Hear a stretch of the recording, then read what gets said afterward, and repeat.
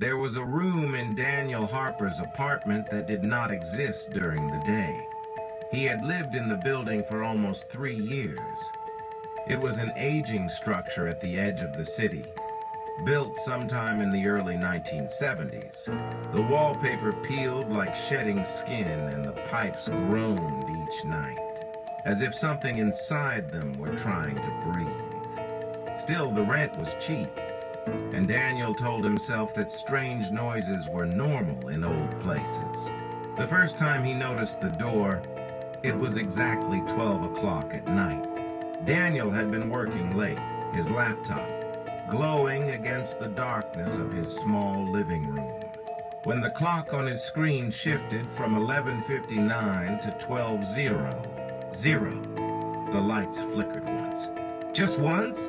He assumed it was a power fluctuation. Then he heard it. A soft click. It came from the hallway. Daniel lived in a one-bedroom unit. The hallway was short, ending with his bathroom on the left, and a blank wall straight ahead. There had never been anything else there. But when he stepped into the hall that night, rubbing his tired eyes, he froze. There was a door where the blank wall should have been. It was old, made of dark wood, with scratches across its surface as though someone had clawed at it from the inside. A single brass handle reflected the dim overhead light. The air around it felt colder than the rest of the apartment. Daniel stared for several seconds, convinced he was hallucinating. He reached out and touched the wood. It was real. The clock in his living room chimed once. When Daniel turned back toward the sound and looked again, the hallway was empty. The blank wall had returned. He did not sleep that night. The second night, Daniel prepared himself. He brewed strong coffee, sat in the living room with the lights off, and waited. His phone lay on the table beside him, recording video toward the hallway. At exactly 12 o'clock, the temperature dropped. His breath became visible in the air, and the door appeared again. This time, Daniel did not hesitate. He walked toward it slowly, each step heavy, as if the air itself resisted him. The scratches on the wood looked deeper than before. Faint whispering drifted from the other side, too soft to understand, but sharp enough to chill his spine. He placed his hand on the handle. It trembled beneath his fingers. The whispering stopped. For a moment there was complete silence. Then something knocked from inside. 3 slow knocks. Daniel yanked his hand away. The door swung open on its own. Beyond it was not another room.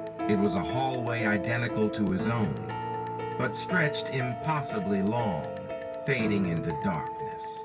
The walls were stained, and the lights flickered in uneven rhythm. At the far end, he thought he saw a figure standing still, watching him. Daniel felt an overwhelming urge to step inside. Instead, he slammed the door shut. The moment it closed, it vanished. His phone screen cracked.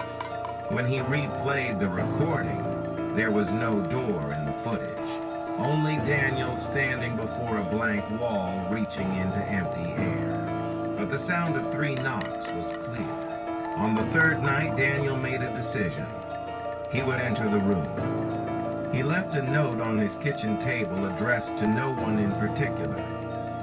It read, "If I am not here in the morning, do not look for me."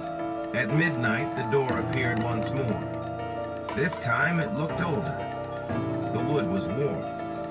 The scratches had multiplied. Something dark seeped slowly from beneath it, spreading like ink across the floor before fading away. Daniel opened it before it could open itself. The endless hallway waited. He stepped inside. The air felt heavy and damp. Each step echoed louder than it should have. The door behind him remained open, framing his apartment like a distant memory. Halfway down the impossible corridor, the lights above began to burst one by one. Glass shattered. Darkness swallowed the path behind him. The figure at the far end became clearer. It looked exactly like him. Same height, same face, same terrified eyes, but it was smiling. Not gently, not kindly. It was smiling too wide. Daniel stopped walking. "So this is what you are," he whispered. The other Daniel tilted its head slowly as if studying him. Then it spoke with his own voice. "You should not have opened the door." The lights exploded all at once. Darkness consumed everything. The next morning, the neighbors complained about a strange smell coming from Daniel's apartment. The landlord unlocked the door and stepped inside. The hallway ended in a blank wall. There was no extra room, no broken glass, no scratches. Only Daniel standing in the hallway, staring at the wall, unmoving. He was smiling. And every night at exactly 12 o'clock, a new door appears in someone else's home, waiting.